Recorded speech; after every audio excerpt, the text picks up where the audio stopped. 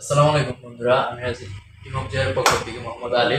আমরা আজকে অষ্টম শ্রেণীর ক্লাস 8 এর বিজ্ঞান বইয়ের প্রথম অধ্যায় চ্যাপ্টার 1 প্রাণী জগতের শ্রেণীবিন্যাস নিয়ে আলোচনা করব।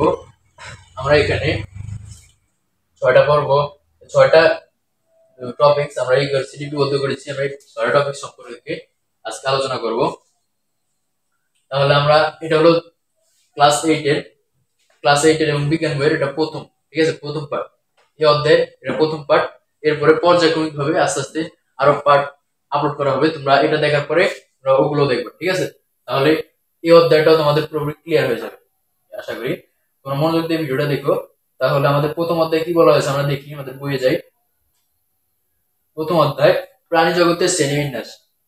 পৃথিবীতে অসংখ্য বিচিত্র ছোট বড় প্রাণী বাস করে। এদের মধ্যে রয়েছে নানা রকম মিল ও অমিল। এই বৈচিত্র্যময় প্রাণীকুলে রয়েছে আণুবীক্ষণিক প্রাণী, অ্যামিবা থেকে শুরু করে বিশাল আকারের তিমি। প্রাণীর বিভিন্নতা নির্ভর করে পরিবেশের বৈচিত্র্যের উপর। ভিন্ন ভিন্ন পরিবেশ ও বাসস্থানে প্রাণী বৈচিত্র্য ভিন্ন রকম হয়। বিশাল এই জীবজগৎ সম্পর্কে জানা অত্যন্ত কষ্টসাধ্য। সহজে সুশৃঙ্খল ভাবে বিশাল প্রাণী জগৎকে জানার জন্য এর বিন্যস্তকরণ প্রয়োজন। আর বিন্যস্ত করার পদ্ধতি থেকে শ্রেণীবিন্যাস বলে। শ্রেণীবিন্যাস প্রাণী জগৎকে জানার পথ সহজ করে দিয়েছে। আচ্ছা, এই অংশটুকু বলা হয়েছে যে প্রাণী জগতে শ্রেণীবিন্যাস আর কি। প্রাণী জগতের শ্রেণীবিন্যাস সম্পর্কে বলা হয়েছে পৃথিবীর অসংখ্য জীব। পৃথিবীতে কিন্তু অসংখ্য জীব আছে। জীব কি তোমরা তা চিনো? তার মানে এরকম অসংখ্য জীব আছে। মানুষ, পশু পাখি, গরু ছাগল হতে শুরু করে ছোট আকারের অ্যামিবা থেকে শুরু করে বৃহৎ আকারের তিমি, ঠিক আছে। সবচেয়ে বড় প্রাণী কিন্তু তিমি, ওই তিমি আছে। এই এগুলাকে সুন্দর করে জানার জন্য, এদের বৈচিত্র্যময় বাসস্থান এবং ভিন্ন ভিন্ন পরিবেশে এদের আর কি সম্পর্কে জানার জন্য, কিভাবে থাকে, এদের খাদ্যাভ্যাস, এদের বৈশিষ্ট্য সহজে সুশৃঙ্খল বিশাল প্রাণী জগতের জানার জন্য বিন্যস্তকরণ পদ্ধতির প্রয়োজন। মানে এই প্রাণী জগতের শ্রেণীবিন্যাসের ধারাটা আনা হয়েছে এই বিশাল প্রাণী জগৎ সম্পর্কে জ্ঞান লাভের জন্য অল্প পরিশ্রমে এবং অল্প সময়ের ভিতরে, ঠিক আছে। এটা খুবই ইন্টারেস্টিং একটা টপিক, তোমরা সবাই মনোযোগ দিয়ে দেখো। তাহলে আমাদের প্রথম টপিক কি বলা হয়েছে আমরা এটা দেখি। প্রাণী জগতের শ্রেণীবিন্যাস। তোমাদের পাঠ্য বইয়ের পেজ নাম্বার মনে হয় 1, প্রাণী জগতের শ্রেণীবিন্যাস, ক্লাসিফিকেশন অফ অ্যানিমাল কিংডম। তাহলে আমরা দেখি কি বলা হয়েছে। তোমরা তোমাদের চারপাশে ছোট বড় নানা বৈচিত্র্যপূর্ণ প্রাণী দেখতে পাও। তোমাদের ষষ্ঠ শ্রেণীতে অর্জিত জ্ঞানের ভিত্তিতে প্রাণী জগৎ সম্পর্কে নিচে প্রশ্নগুলোর উত্তর দেওয়ার চেষ্টা করো। তোমার দেখা প্রাণীগুলো দেখতে কি একই রকম? এদের সবগুলোরই কি মেরুদণ্ড আছে? এরা সবাই কি একই পরিবেশে বাস করে? এরা সবাই কি একই রকমের খাবার খায়? এরা কি একইভাবে চলাফেরা করে? আর কি এখানে বলা হয়েছে কি, এখানে তোমরা যে ষষ্ঠ শ্রেণীর বই পড়ছো না, ষষ্ঠ শ্রেণী, ওই ষষ্ঠ শ্রেণীর বই পড়ে তোমরা কি কি অর্জন করেছে এর ভিতর থেকে আর কি কিছু প্রশ্ন করা হয়েছে। আমরা প্রশ্নগুলোর কি উত্তর দেখি। আমরা প্রশ্নগুলো কি কি করছে। প্রথম প্রশ্নটা হলো, তোমার দেখা প্রাণীগুলো দেখতে কি একই রকম? তোমরা বিভিন্ন প্রকার প্রাণী দেখো না, প্রাণী তো চিনো, যাদের প্রাণ আছে, প্রাণী সবগুলো কি একই রকম দেখতে? কি একই রকম? অবশ্যই না। প্রাণী কিন্তু সবগুলো একই রকম দেখতে না। মানুষ একরকম, আর গরু একরকম, আর ছাগল একরকম, ঠিক আছে, আবার মুরগি একরকম, হাঁস একরকম, ভিন্ন ভিন্ন দেখতে। তারপর বলা হয়েছে এদের সবগুলোর কি মেরুদণ্ড আছে? না, সবগুলো মেরুদণ্ড নেই। তোমরা একটা মানুষ বা একটা গরু ছাগলের দিকে তাকালে দেখবে তাদের মেরুদণ্ড হার আছে এবং হার আছে, তাদের কঙ্কাল আছে। কিন্তু তোমরা একটা কেঁচুর দিকে তাকাও বা একটা আরশোলার দিকে তাকাও, দেখবে ওদের কোনো কঙ্কাল নেই, ওদের কোনো হার নেই, ঠিক আছে। তার মানে তারা অমেরুদণ্ডী। এটা তোমরা জানো যে কারা মেরুদণ্ডী, কারা অমেরুদণ্ডী। এরা সবাই কি একই পরিবেশে বাস করে? অবশ্যই না, এরা সবাই একই পরিবেশে বাস করে না। মানুষ সামাজিক জীব, মানুষ বাস করে সামাজিক পরিবেশে একটু উন্নত ভাবে। কিন্তু গরু ছাগল এরা এরা কিন্তু এই বনে টনে বাস করে আর কি, তোমার মানুষের ঘরে টরে আর কি, গোয়াল ঘরে টরে বাস করে। কিন্তু তোমার সাপ ব্যাঙ এগুলো কেউ পানিতে বাস করে, কেউ আকাশে করে, কেউ গাছে বাস করে, কেউ স্থলে বাস করে, নাকি? তার মানে এরা সবাই একই পরিবেশে বাস করে না। এরা সবাই কি একই রকম খাবার খায়? না, এরা সবাই একই রকম খাবার খায় না। যেমন মানুষ কি খায়? মানুষ খায় শাকসবজি খায়, ঠিক আছে, ফলমূল, তারপরে তোমার মাছ মাংস খায়, কিন্তু গরু কি খায়? গরু খায় ঘাস, ছাগল খায় ঘাস, ঠিক আছে। সাপ খায় কি? সাপ খায় ব্যাঙ, তারপরে ইঁদুর, ঠিক আছে। এরকম সব সব প্রাণী কিন্তু একই রকম খাদ্য খায় না। তারপরে এরা কি একইভাবে চলাফেরা করে? না, এরা সবাই একইভাবে চলাফেরা করে না। যেমন মানুষ চলাফেরা করে কিভাবে? তাদের দুইটা পা আছে, ওই পার মাধ্যমে চলাফেরা করে। সাপ চলাফেরা করে কিভাবে? তাদের পা নেই, কিন্তু তারা কি দিয়ে চলাফেরা করে? তারা সরীসৃপ প্রাণী, তারা বুকের উপর ভর করে এভাবে চলাফেরা করে। তোমরা সাপ দেখছো হয়তো।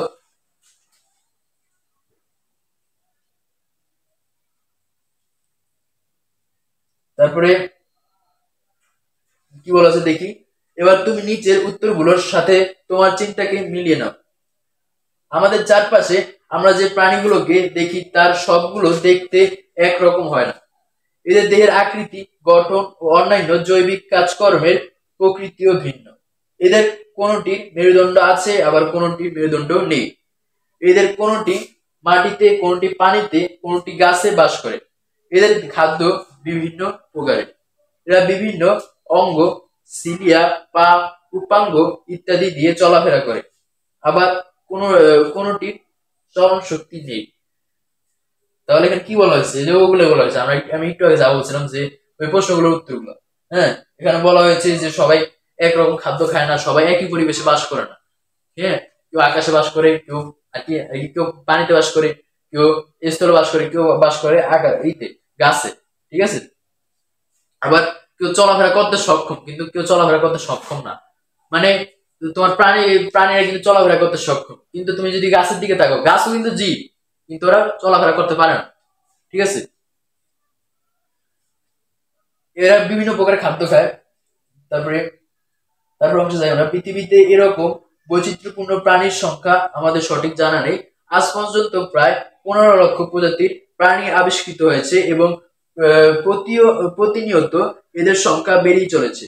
বিপুল সংখ্যক প্রাণীর গঠন ও প্রকৃতি সম্বন্ধে জ্ঞান অর্জনের সহজ উপায় হলো শ্রেণীবিন্যাস। প্রাণীদেহে বিদ্যমান বিভিন্ন বৈশিষ্ট্য ও বিভিন্ন প্রাণীর মধ্যে মিল, অমিল ও সম্পর্কের উপর ভিত্তি করে শ্রেণীবিন্যাস করা হয়।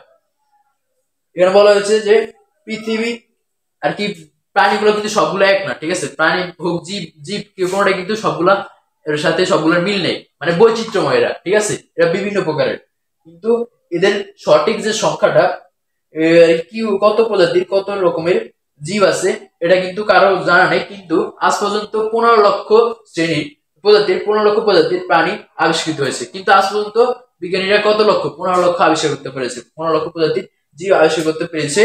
এবং প্রতিমান এদের সংখ্যা বেড়েই চলেছে, এবং এদের সংখ্যা আস্তে আস্তে বাড়তেছে। বিপুল সংখ্যক প্রাণীর গঠন ও প্রকৃতি সম্বন্ধে জ্ঞান অর্জনের জন্য সহজ উপায় হলো শ্রেণীবিন্যাস। মানে এত বিপুল সংখ্যক প্রাণীর জন্য, প্রাণীর করার জন্য আর কি, সম্পর্কে জ্ঞান লাভ করার জন্য, এবং এদের সম্পর্কে, এদের বৈশিষ্ট্য, ঠিক আছে, এগুলো জানার জন্য কিন্তু শ্রেণীবিন্যাসের ব্যবহার করা হয়। তারপরে বলা হয়েছে এদের বৈশিষ্ট্য অনুযায়ী বিভিন্ন স্তরে বা ধাপে সাজানো হয়। জীবজগৎকে ধাপে ধাপে বিন্যস্ত করার এই পদ্ধতিটিকে শ্রেণীবিন্যাস বলে। প্রয়োজনের তাগিদে বর্তমানে জীববিজ্ঞানের একটি স্বতন্ত্র শাখা গড়ে উঠেছে। এর নাম শ্রেণীবিন্যাস বিদ্যা বা টেক্সোনমি। আচ্ছা, এদের এই বিপুল সংখ্যক প্রাণী, এদের কিন্তু তাদের আলাদা আলাদা বৈশিষ্ট্য আছে, ঠিক আছে। সকল বৈশিষ্ট্যের উপর ভিত্তি করে কিন্তু এদেরকে শ্রেণীতে, ধাপে ধাপে শ্রেণীতে সাজানো হয়। এই সাজানোর প্রক্রিয়াটা হলো শ্রেণীবিন্যাস। বিন্যস্ত করা হয়, বিন্যাসের প্রক্রিয়া হলো শ্রেণীবিন্যাস। তারপরে এখানে বলা হয়েছে যে প্রয়োজন তাগিদে বর্তমানে জীববিজ্ঞানের একটি স্বতন্ত্র শাখা গড়ে উঠেছে। মানে এই শ্রেণীবিন্যাসের উপর ভিত্তি করে কিন্তু জীববিজ্ঞানের একটা শাখা গড়ে উঠছে। শাখাটার নাম কি? টেক্সোনমি, ঠিক আছে, বা শ্রেণীবিন্যাস বিদ্যা। তারপর প্রজাতি হলো জীববিজ্ঞানের সবচেয়ে নিচের ধাপ বা একক। যেমন মানুষ, ব্যাঙ, কবুতর ইত্যাদি একটি প্রজাতি। কোন প্রাণীর শ্রেণীবিন্যাস করতে হলে সে প্রাণীকে বৈশিষ্ট্য অনুযায়ী ধাপে ধাপে সাজাতে হয়। এ সকল ধাপের প্রত্যেকটিকে যথাযথভাবে বিন্যস্ত করতে হয়। এখানে বলা হয়েছে যে প্রজাতি হলো শ্রেণীবিন্যাসের সবচেয়ে নিচের ধাপ এবং সবচেয়ে ধাপ বা একক, ঠিক আছে। সবচেয়ে নিচের ধাপ বা একক, এবং 7টা ধাপ আছে, ঠিক আছে। রাজ্য, পর্ব, শ্রেণী, বর্গ, গোত্র, গণপ্রজাতি, ঠিক আছে। প্রজাতিটাকে লাস্টের, ঠিক আছে, লাস্টের ধাপটা হলো প্রজাতি। যেমন মানুষ, ব্যাঙ, এগুলো কিন্তু আলাদা আলাদা প্রজাতি, ঠিক আছে। কোন প্রাণী যদি তুমি শ্রেণীবিন্যাস করতে যাও, এগুলোর বৈশিষ্ট্য অনুযায়ী এদেরকে আলাদা আলাদা ধাপে ভাগ করতে হবে। তারপর কি বলেছে আমাদের দেখি, শ্রেণীবিন্যাসের ইতিহাসে অ্যারিস্টটল, জন রে ও ক্যারোলাস লিনিয়াসের নাম উল্লেখযোগ্য। প্রকৃতি বিজ্ঞানী ক্যারোলাস লিনিয়াসকে শ্রেণীবিন্যাসের জনক বলা হয়। তিনি সর্বপ্রথম প্রজাতির বৈশিষ্ট্য চিহ্নিত করেন এবং দ্বিপদ বা দুই অংশ বিশিষ্ট নামকরণ প্রথা প্রবর্তন করেন। একটা জীবের বৈজ্ঞানিক নাম দুই অংশ বা দুই পদ বিশিষ্ট হয়। এই নামকরণকে দ্বিপদ নামকরণ বা বৈজ্ঞানিক নামকরণ বলে। যেমন মানুষের বৈজ্ঞানিক নাম হোমো সেপিয়েন্স, বৈজ্ঞানিক নাম ল্যাটিন অথবা ইংরেজি ভাষায় লিখতে হয়। এখানে বলা হয়েছে কি, এখানে বলা হয়েছে যে শ্রেণীবিন্যাসের ইতিহাসে, ঠিক আছে, শ্রেণীবিন্যাসের ইতিহাসে অ্যারিস্টটল, জন রে এবং ক্যারোলাস লিনিয়াস প্রমুখ বিজ্ঞানীদের অবদান রয়েছে। তবে ক্যারোলাস লিনিয়াসের অবদানটাই বেশি এবং তাকে কিন্তু শ্রেণীবিন্যাসের জনক বলা হয়। এটা মনে রাখবে, এমসিকিউতে আসে যে কাকে শ্রেণীবিন্যাসের জনক বলা হয়, ক্যারোলাস লিনিয়াসকে। তিনি সর্বপ্রথম প্রজাতি চিহ্নিত করেন, তিনি প্রজাতির এবং চিহ্নিত করেন এবং প্রজাতির সংজ্ঞা দেন, কিন্তু তিনি দ্বিপদ বা দুই অংশ বিশিষ্ট নামকরণ প্রথা প্রবর্তন করেন তিনি, ঠিক আছে। বৈজ্ঞানিক নামকরণ পদ্ধতি বা দ্বিপদ নামকরণ পদ্ধতি তিনি প্রবর্তন করেন। দ্বিপদ নামকরণ পদ্ধতি মানে কোনো একটা জীবের বা প্রাণীর, ঠিক আছে, দ্বিপদ মানে দুই পদ বিশিষ্ট স্বতন্ত্র আরেকটা নাম, ঠিক আছে। এটা বৈজ্ঞানিক নামও বলা হয়, তোমরা শুনে থাকবে আগে হয়তো বৈজ্ঞানিক নামের কথা। যেমন মানুষের বৈজ্ঞানিক নাম আছে, মানুষের বৈজ্ঞানিক নাম হলো হোমো সেপিয়েন্স। তারপরে ধানের বৈজ্ঞানিক নাম আছে অরেঞ্জ সেটিভা। আম গাছের বৈজ্ঞানিক নাম আছে ম্যাঙ্গিফেরা ইন্ডিকা, ঠিক আছে। এরকম সকল কিছুরই বৈজ্ঞানিক নাম আছে এই পর্যন্ত যেগুলো আবিষ্কৃত হয়েছে প্রজাতি, ঠিক আছে। এখানে আর একটা ছক দিছে, এখন তুমি তোমার নিজের খাতায় নিজের ছকটি আঁকো এবং ছকটি পূরণ করো। দেখি ছকটি কি বলা হয়েছে, প্রাণীর নাম দিছে কিছু, এদের আবাসস্থল, এদের গঠন, উপকারিতা, অপকারিতা। সেটা তোমরা বাসা করবা, ঠিক আছে। এটা তত একটা ইম্পর্টেন্ট না, তাই আমি ভিডিওটা লং করবো না, এটা তোমরা পারবা, বাসা করো। তাহলে আমাদের 1 নম্বর টপিক শেষ। তাহলে আমাদের টপিক দিয়ে কি বলা হয়েছে, অমেরুদণ্ডী প্রাণীর শ্রেণীবিন্যাস। এটা হলো তোমাদের পাঠ্য বই 2 নম্বর পৃষ্ঠায় পার্ট 2 থেকে 5 অমেরুদণ্ডী প্রাণীর শ্রেণীবিন্যাস। আধুনিক শ্রেণীবিন্যাসে সকল প্রাণী অ্যানিমেলিয়া জগতের বা কিংডমের অন্তর্ভুক্ত। এই শ্রেণীবিন্যাসে পূর্বের প্রোটোজোয়া পর্বটি প্রোটিস্টা জগতে একটি আলাদা উপজগৎ হিসেবে স্থান পেয়েছে। এই শ্রেণীবিন্যাসের পূর্বের প্রোটোজোয়া পর্বটি প্রোটিস্টা জগতে একটি আলাদা জগৎ হিসেবে স্থান পেয়েছে। এখানে বলা হয়েছে আধুনিক শ্রেণীবিন্যাসের সকল প্রাণী, আধুনিক শ্রেণীবিন্যাস, ঠিক আছে, আধুনিক শ্রেণীবিন্যাসের সকল প্রাণী তো চিনো, এই সকল প্রাণী কিন্তু অ্যানিমেলিয়া জগতের অন্তর্ভুক্ত, ঠিক আছে, অ্যানিমেলিয়া রাজ্য অন্তর্ভুক্ত, ঠিক আছে। আবার এখানে কিন্তু অ্যানিমেলিয়া রাজ্যের ভিতরে কিন্তু 4টা অ্যানিমেলিয়া রাজ্যের মতো কিন্তু আরো 3টা রাজ্য আছে, ইউক্যারিওটা, সুপার কিংডম, এগুলো তোমরা বড় আর একটু উপরে ক্লাস উঠলে জানতে পারবা। অ্যানিমেলিয়া রাজ্য অন্তর্ভুক্ত সকল প্রাণী, ঠিক আছে। শ্রেণীবিন্যাসের পূর্বে প্রোটোজোয়া পর্বটি প্রোটিস্টা জগতের একটি আলাদা উপজগৎ হিসেবে স্থান পেয়েছে। শ্রেণীবিন্যাসের পূর্বে, ঠিক আছে, পূর্বে আগে কিন্তু একটা জগৎ ছিল যেটার নাম ছিল কি, প্রোটোজোয়া। এই পর্ব ছিল, এই পর্বটা কিন্তু এখন প্রোটিস্টা পর্বের ভিতরে দেওয়া হয়েছে, এটা এখন নাই, এটাকে প্রোটিস্টা পর্বের অন্তর্ভুক্ত করা হয়েছে, ঠিক আছে। এখানে এটাই বলা হয়েছে, তোমরা এগুলো মনোযোগ দিয়ে পড়বা। অ্যানিমেলিয়া জগতে প্রাণীদের মোট 33টি পর্ব রয়েছে। কয়টি পর্ব রয়েছে? 33টি পর্ব রয়েছে। অ্যানিমেলিয়া জগতে প্রাণীদের মোট 33টি পর্ব রয়েছে। এর মধ্যে প্রজাতির সংখ্যাধিক্যের ভিত্তিতে 9টি পর্বকে মেজর পর্ব বলা হয়, বাকিগুলো নন মেজর পর্ব। এই 9টি পর্বের প্রথম 8টি পর্বের প্রাণীরা অমেরুদণ্ডী এবং শেষ পর্বের প্রাণীরা মেরুদণ্ডী। বলা হয়েছে যে এর মধ্যে মানে যে 33টা পর্ব ছিল, এর ভিতরে প্রজাতির সংখ্যা বেশির কারণে ভিত্তিতে 9টি পর্বকে মেজর পর্ব বলা হয়। মানে 33টা পর্বের ভিতরে 9টা পর্বকে মেজর পর্ব বলা হয়, বাকিগুলোকে নন মেজর পর্ব বলা হয়, ঠিক আছে, নন মেজর। এই 9টি পর্বের প্রথম 8টি পর্বের প্রাণীরা হলো অমেরুদণ্ডী, মানে তাদের মেরুদণ্ড নাই, তাদের হাড় নাই, তাদের কঙ্কাল নাই। এবং শেষ পর্বের প্রাণীরা হলো মেরুদণ্ডী। শেষ পর্বটা হলো করডাটা পর্বের প্রাণীরা মেরুদণ্ডী। এই যে এখানে কত নম্বর পৃষ্ঠায়? 3 নম্বর পৃষ্ঠায়। 3 নম্বর পৃষ্ঠায় এখানে একটা ফ্লোচার্ট দেওয়া আছে, তোমরা দেখতে পাচ্ছ যে জীব জগৎ অ্যানিমেলিয়া, ঠিক আছে, জগতের নাম কি? অ্যানিমেলিয়া। এই জগতের আওতাভুক্ত কয়টা পর্ব আছে? এই জগতে 9টা পর্ব আছে, ঠিক আছে। 9টা পর্বের ভিতরে প্রথম 9টা না 6টা 7টা 9টা, হ্যাঁ 9টা পর্বের ভিতরে কিন্তু প্রথম 8টা হলো অমেরুদণ্ডী, ঠিক আছে। প্রথম 8টা হলো অমেরুদণ্ডী প্রাণীদের পর্ব, আর লাস্টে যেটা আছে করডাটা ওটা হলো মেরুদণ্ডী প্রাণীদের পর্ব। এখানে আমরা পড়ি, এক নজরে পড়ে নিই। জগৎ অ্যানিমেলিয়া জগতের আওতাভুক্ত পর্ব 9টা হলো কি কি? পরিফেরা, নিডারিয়া, প্লাটি, হেলমিনথিস, তারপর আছে nematoda, Annelida, arthropoda, mollusca, Echinodermata, Chordata. আবার করডাটা পর্বের আওতাভুক্ত 3টা উপপর্ব আছে, এটা কিন্তু উপপর্ব, ঠিক আছে, মনে রাখবা। করডাটার উপপর্ব 3টা, এটা হলো ইউরোকর্ডাটা, সেফালোকর্ডাটা এবং ভার্টিব্রাটা। আর ভার্টিব্রাটার শ্রেণী আছে, ঠিক আছে। ভার্টিব্রাটার এইটা শ্রেণী আছে, কয়টা শ্রেণীতে ভাগ করা হয়েছে? 7টা শ্রেণীতে ভাগ করা হয়েছে। 7টা শ্রেণী হলো সাইক্লোস্টোমাটা, কন্ড্রিকটিস, অস্ট্রিকটিস, উভচর, সরীসৃপ, পক্ষীকুল এবং স্তন্যপায়ী, ঠিক আছে। এবার আমরা একটা একটা করে দেখি। তাহলে আমাদের 2 নাম্বারটা শেষ, আমরা ঠিক দিয়ে দিই। 3 নাম্বারটা দেখি। 3 নাম্বারটা হলো পরিফেরা। পরিফেরা কি জানি? পরিফেরা হলো একটা পর্ব, ঠিক আছে, অ্যানিমেলিয়ার রাজ্যের একটা পর্ব পরিফেরা। এবং পরিফেরা পর্বে যে সকল প্রাণী আছে এদের স্বভাব ও বাসস্থান সম্পর্কে বলা হয়েছে। প্রথমে দেখি কি বলা হয়েছে। পোরাস শব্দের অর্থ ছিদ্র, ঠিক আছে। পোরাস শব্দের অর্থ ছিদ্র এবং ফেরে শব্দের অর্থ বহন করা, ঠিক আছে।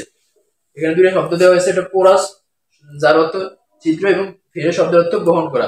এই শব্দ দুটি থেকেই পরিফেরা শব্দটি এসেছে। পরিফেরা পর্বের প্রাণীরা সাধারণভাবে স্পঞ্জা নামে পরিচিত, ঠিক আছে।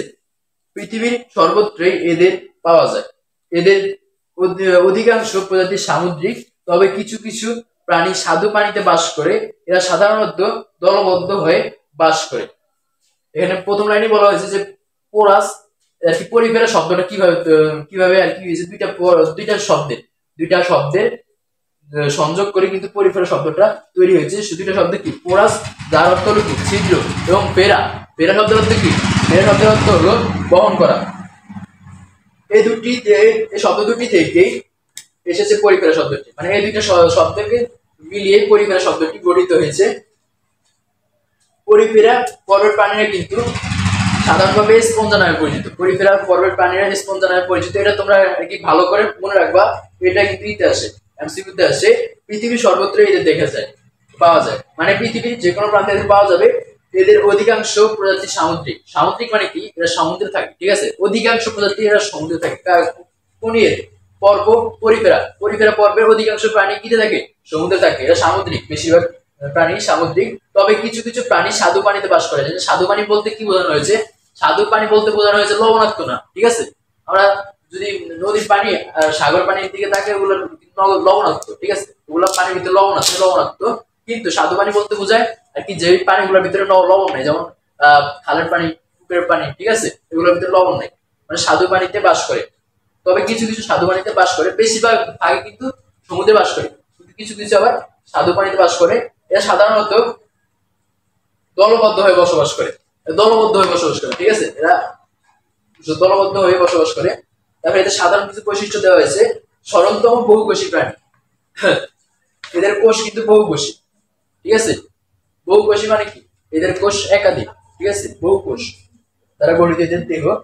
বহুকোষী হলো এরা টিস্যু গঠন করে না। তারপর টিস্যু কি তোমরা জানবা। তারপরে দেহ প্রাচীর অসংখ্য ছিদ্রযুক্ত। এদের দেহ প্রাচীর কিন্তু অসংখ্য ছিদ্রযুক্ত বলে কিন্তু এদেরকে পরিফেরার ভিতরে ঢোকানো হয়েছে।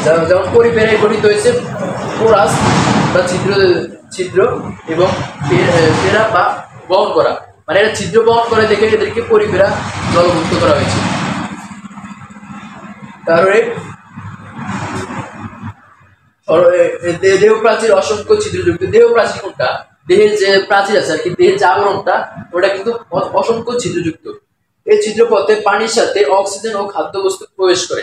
তার মানে কি বোঝা যাচ্ছে যে পর্বের প্রাণীরা ওই ছিদ্রপথ দিয়ে পানি গ্রহণ করে তার শরীরের ভিতরে, এবং অক্সিজেন তো আছে, বাকি বাঁচার জন্য তাদের অক্সিজেনও লাগে। তার মানে শ্বাস নেয় এই ছিদ্রপথের মাধ্যমে, খাদ্যবস্তু গ্রহণ করে ছিদ্রপথের মাধ্যমে। কোন পৃথক সুগঠিত কলা, অঙ্গ ও তন্ত্র থাকে না। কলা বলতে কি বুঝেছে? কলা হয় কিন্তু টিস্যু, ঠিক আছে, টিস্যুর অর্থ কলা। সুগঠিত টিস্যু থাকে না আর কি, অঙ্গ ও তন্ত্র থাকে না, ঠিক আছে। তারপরে এদের এদের কিছু উদাহরণ দেওয়া হয়েছে, যে পরিফেরা পর্বের দুইটা প্রাণী বলা হয়েছে, যে এটার নাম হলো স্পঞ্জিল্লা আর এটা হলো কি স্কাইপা, ঠিক আছে। এখানে যে চিত্র 1.1 দেখানো হয়েছে স্পঞ্জিল্লা একটা ছবি দেখানো হয়েছে। তাহলে আমাদের পরবর্তী নাম্বারটাও শেষ, ঠিক আছে। 4 নাম্বার করে দেবো। তাহলে আমাদের 4 নাম্বার টপিকে কি বলা হয়েছে? 4 নাম্বার টপিকে বলা হয়েছে নিডারিয়া, ঠিক আছে। নিডারিয়া সম্পর্কে আমাদের পাঠ্যবই কি বলা হয়েছে? এটা হলো তোমাদের 3 পৃষ্ঠায়, একটু খেয়াল করো, ঠিক আছে। নিডারোসাইট নামক বিশেষ বৈশিষ্ট্যপূর্ণ কোষের নাম থেকে এই পর্বের নামকরণ করা হয়েছে। নিডারোসাইট, ঠিক আছে, এটা তোমরা মনে রাখবা। নিডারোসাইট নামক বিশেষ বৈশিষ্ট্যপূর্ণ কোষের নাম থেকে এই পর্বের নামকরণ করা হয়েছে। এই পর্ব ইতিপূর্বে সিলেন্টারেটা নামে পরিচিত ছিল, এটা মনে রাখবা। এই নিডারিয়া পর্বের পুরো নাম কি? সিলেন্টারেটা, ঠিক আছে, সিলেন্টারেটা নামে পরিচিত ছিল। তারপরে স্বভাব ও বাসস্থান, নিডারিয়া পর্বের প্রাণীদের স্বভাব বাসস্থান কি বলা হয়েছে দেখি সম্পর্কে। পৃথিবীর প্রায় সকল অঞ্চলে এই পর্বের প্রাণীদের দেখা যায়। বললাম পৃথিবীর সকল অঞ্চলে এই পর্বের প্রাণীদের দেখা যায়। তারপরে এদের অধিকাংশ প্রজাতি সামুদ্রিক। সামুদ্রিক বলতে কি বোঝায় আমি কিন্তু একটু আগে দেখাইছি। সামুদ্রিক বলতে বোঝায় আর কি লবণাক্ত, মানে সমুদ্রের পানিতে যারা বসবাস করে, মানে নিডারিয়া পর্বের প্রাণীরা সমুদ্রের পানিতে বসবাস করে বেশিরভাগ, ঠিক আছে, অধিকাংশ আর কি। তবে অনেক প্রজাতি খাল, বিল, নদী, হ্রদ, ঝর্ণা ইত্যাদিতে দেখা যায়।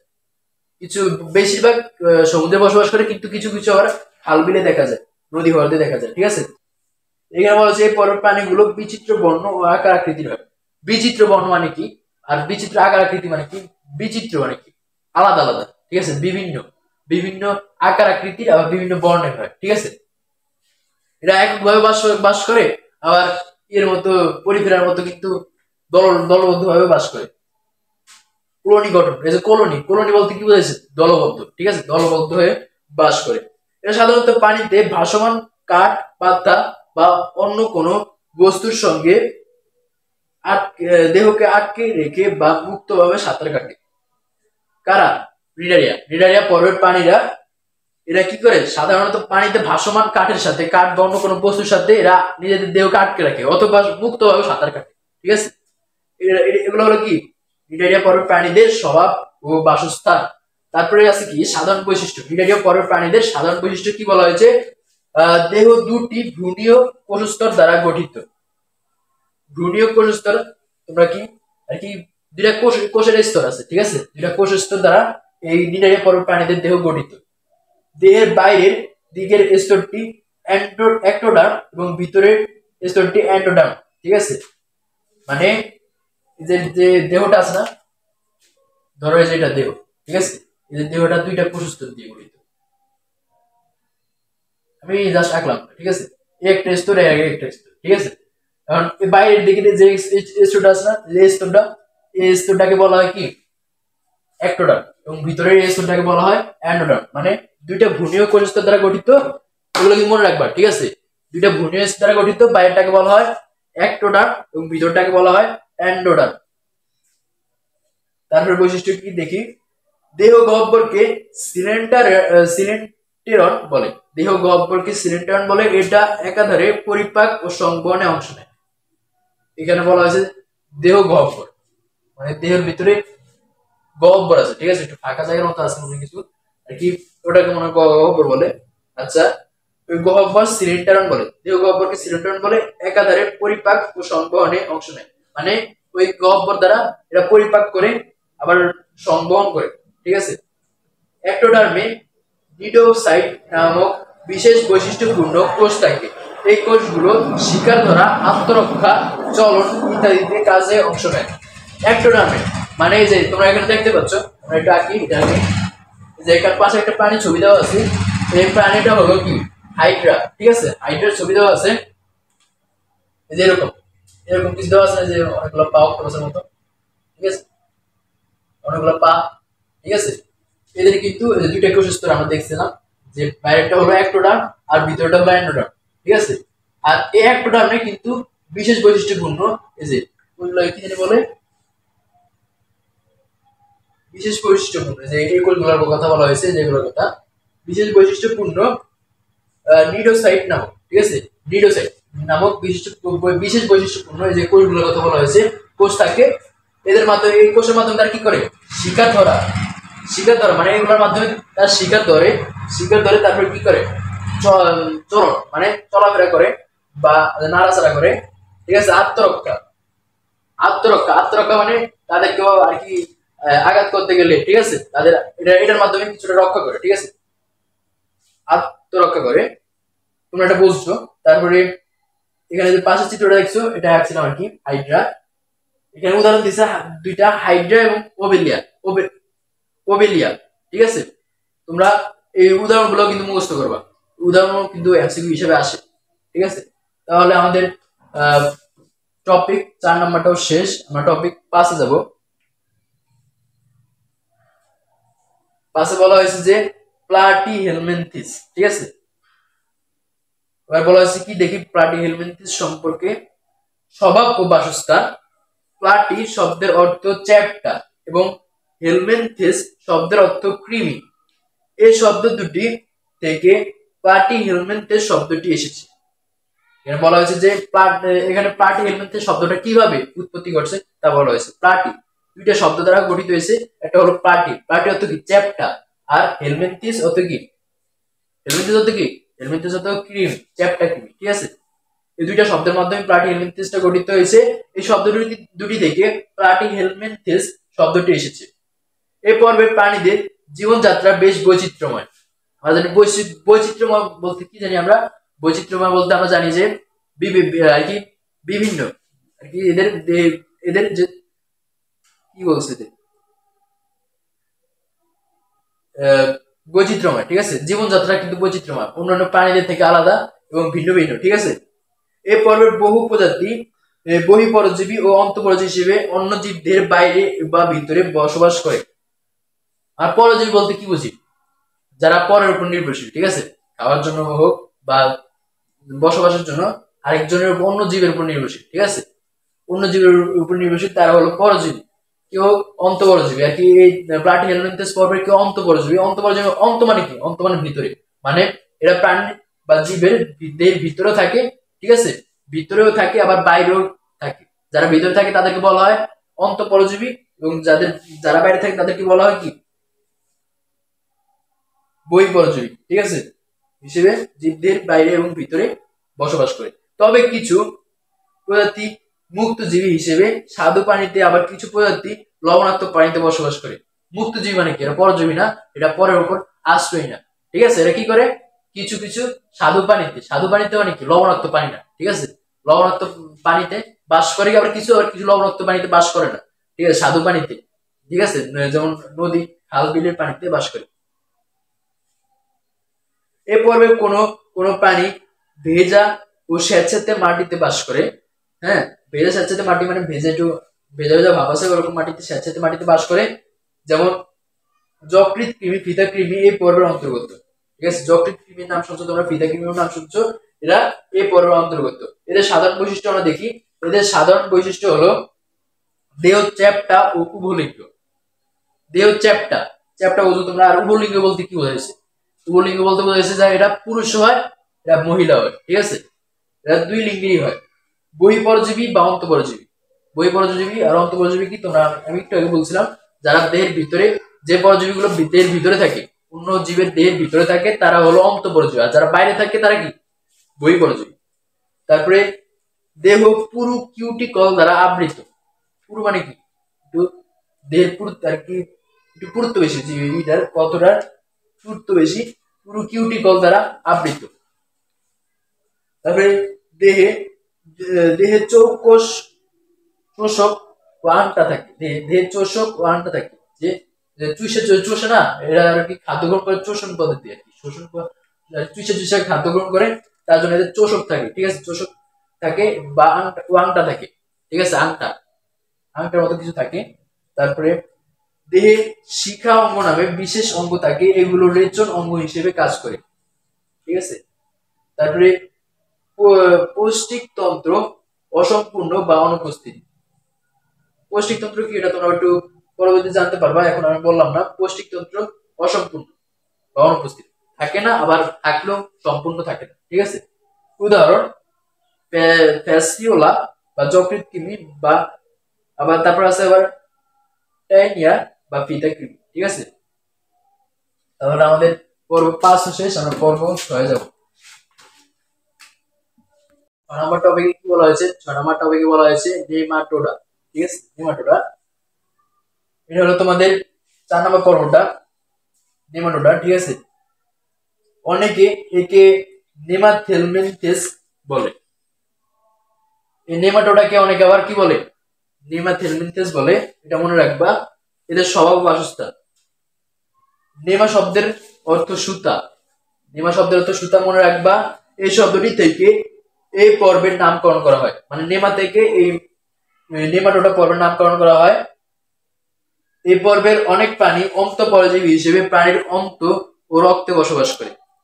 মানে নেমাটোডা পর্বের অনেক প্রাণী অন্তঃপরজীবী, কি আমি একটু আগে বলছি, আবার বলি, যারা প্রাণীর দেহের ভিতরে থাকে, ঠিক আছে, তারা হলো অন্তঃপরজীবী, ঠিক আছে। আর যারা বাইরে থাকে তারা হলো কি বহিঃপরজীবী। তারা কিন্তু এই নেমাটোডা পর্বের প্রাণীরা কি করে? দেহের ভিতরে থাকে বা অন্তঃপরজীবী হিসেবে দেহের অন্তে। অন্ত হলো তো তোমার পরিপাকের পাকস্থলীর নিচে, ঠিক আছে, পরিপাকের একটা জায়গা, ঠিক আছে, খাদ্য পরিপাকের। তোমরা পরে বুঝবে অন্ত কি, অন্ত কি। অন্তঃপরজীবী প্রাণীর অন্ত্র ও রক্তে বসবাস করে, এটা কিন্তু রক্তেও থাকে। এসব পরজীবী বিভিন্ন প্রাণী ও মানব দেহে বাস করে, নানা রকম ক্ষতি সাধন করে, যেমন রোগ জীবাণু সৃষ্টি করে, বা তোমার সম্ভবত আর কি কৃমির কারণে মানুষের হজম টজম ঠিক মতন হয় না, ঠিক আছে, ক্ষতি সাধন করে, রোগেরও সংক্রমণ করে।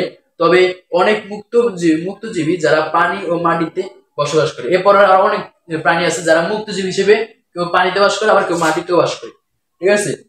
গোল যেমন, ঠিক আছে, যেমন উদাহরণ দিচ্ছে, যেমন গোল কৃমি, ফাইলেরিয়া কৃমি, চোখের কৃমি এই পরের অন্তর্গত। কত কৃমি আছে? গোল কৃমি, ফাইলেরিয়া কৃমি, চোখের কৃমি, ঠিক আছে। এগুলো কিন্তু মনে রাখবা, এগুলো থেকে এমসিকিউ আসে। তারপর অংশটুকু দেখি। এখানে বলা হয়েছে যে প্রজাতি মুক্ত জবা হিসেবে, ও সরি আমরা সাধারণ বৈশিষ্ট্য নাকি, সাধারণ বৈশিষ্ট্য দেখি। এদের সাধারণ বৈশিষ্ট্য হলো দেহ নলাকার ও পুরু ত্বক দ্বারা আবৃত। কাদের? নেমাটোডা পর্বের প্রাণীদের দেহ নলাকার। নলাকার তো বুঝো লম্বাটে, পুরু ত্বক দ্বারা আবৃত, মানে পুরু ত্বক তো বুঝো, যে উপরের যে চামড়ার মতো আর কি, ত্বক দ্বারা আবৃত। পৌষ্টিক নালী সম্পূর্ণ, মুখ ও পায়ুছিদ্র উপস্থিত। পৌষ্টিক নালী সম্পূর্ণ, কিন্তু আমরা আগের পর্বটা দেখছিলাম যে প্লাটিহেলমিনথেস, সেই পর্বের প্রাণীদের কিন্তু পৌষ্টিক নালী সম্পূর্ণ না, আবার অনেকে নাই, ঠিক আছে। দেখি তো, আচ্ছা, তাদের অসম্পূর্ণ কাদের? প্লাটিহেলমিনথেস, ঠিক আছে। প্লাটিহেলমিনথেস পর্বের প্রাণীদের পৌষ্টিক নালী অসম্পূর্ণ, আবার অনেকে নাই। কিন্তু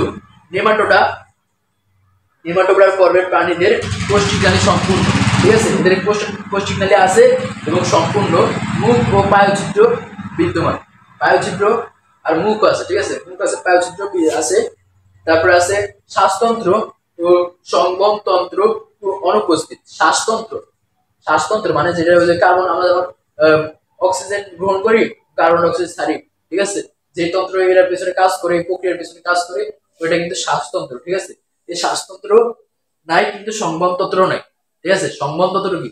দেহের ভিতরে যেমন রক্ত, ঠিক আছে, রক্তের সংবহন, যে রক্তের চলাফেরা, এই সকল যে এই তন্ত্রটা নাই, সংবহনতন্ত্র নাই, শ্বাসতন্ত্র নাই। কাদের? নেমাটোডা পর্বের প্রাণীদের। সাধারণত এক লিঙ্গ মানে কি বুঝাইছে? আগেটা ছিল কিন্তু উভলিঙ্গ। উভলিঙ্গ মানে কি? এদের আছে আর কি, পুরুষ আছে, মহিলা আছে, একলিঙ্গ মানে কি, এটা পুরুষও নাই মহিলা, পুরুষ আছে মহিলা নেই বা এরকম কিছু। দেহ গহ্বর অনাবৃত ও প্রকৃত সিলম নাই,